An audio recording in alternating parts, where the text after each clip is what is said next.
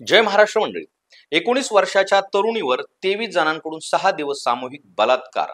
पीडितेच्या आईनं सांगितली हृदय पिळवून टाकणारी आपबीती. 19 वर्षाच्या तरुणीवर तब्बल 23 जणांकडून 6 दिवस सामूहिक बलात्कार करण्यात आला.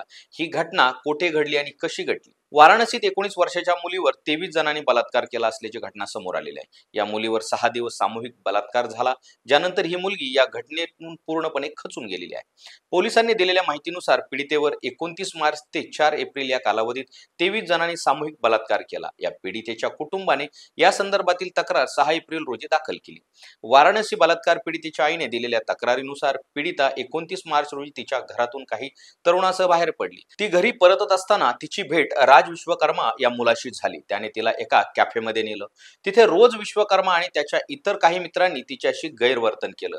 30 मार्च रोजी समीर नावाचा मुलगा या पीडितेला भेटला. तो त्याच्या मित्रासह बाईकवरून आला होता.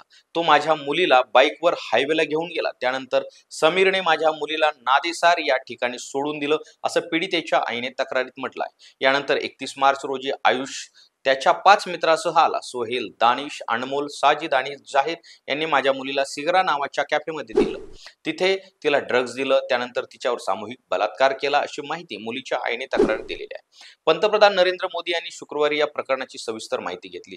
त्यानंतर अधिकाऱ्यांना आदेश दिले आहेत की या प्रकरणी आरोपींवर कठोरातील कठोर कारवाई करा.